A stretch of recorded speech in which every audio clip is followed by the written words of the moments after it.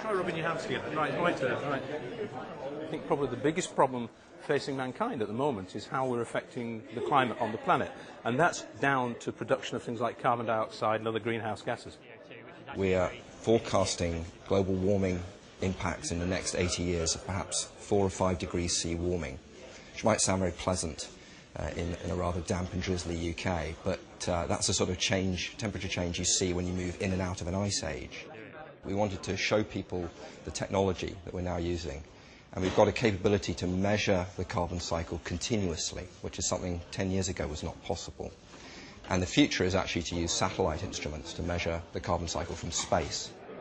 And what we can do is we can put a sensitive CO2 analyzer over the top of a forest, and we can measure all the gusts of wind that come out and all the gusts of wind that come in, and measure the amount of carbon dioxide. And obviously, if the forest's taking carbon dioxide, we find it's removing it from the air. And if it's producing carbon dioxide, like at night, then it's producing carbon dioxide into the air. So we just measure these gusts, and we measure them 10 times a second over the course of, say, a year. And by doing the sums and adding it all up, we can work out whether a forest is taking up carbon or whether it's giving it out.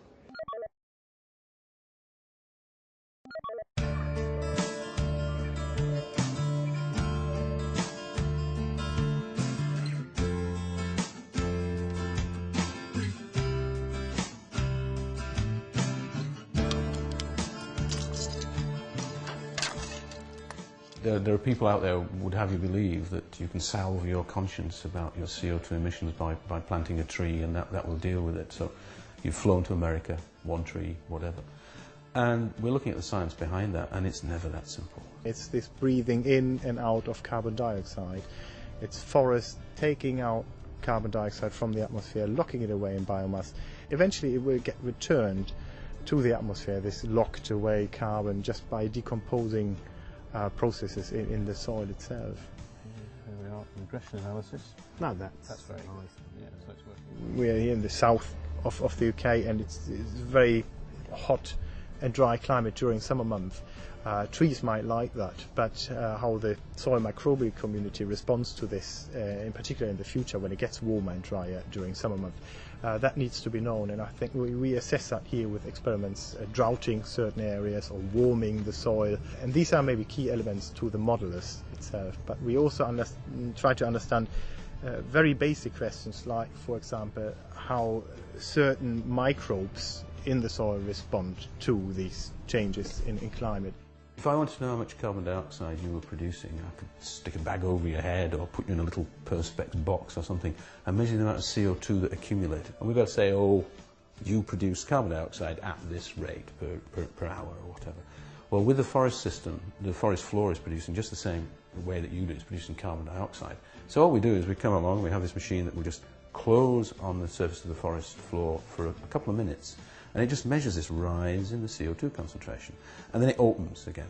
Now, the reason why we don't just leave it there all the time is because we get this toxic buildup of gas in there, but also we wouldn't get any rainwater in and we wouldn't get things migrating in and out. So what we like to do is most of the time it's open to the atmosphere, it's perfectly normal, but every now and again we just close this thing down, we measure how much CO2 it produces and then let it out again. They measure continuously the CO2 released from the soil, and they do that individually, so we get over maybe an hour cycle, we get a measurement at each location. And we do that continuously, day and night out. We don't have to be here. It does it automatically for us. We just come on a monthly basis and exchange a memory card and get all the data on our computer and see how active at different times of the year the forest carbon turnover is from the soil. Really, we've got about 10 or 20 years to change the way we live. If we want our grandchildren to live in a part of the world that we would recognise, we have to take action now. We're trying to show here, and we have computer models that allow people to play with the various policy tools that we have available, like a policy cap on CO2 emissions, or reducing our CO2 emissions, reducing deforestation. These are all things that, as a society, choices we can make to try and constrain global warming.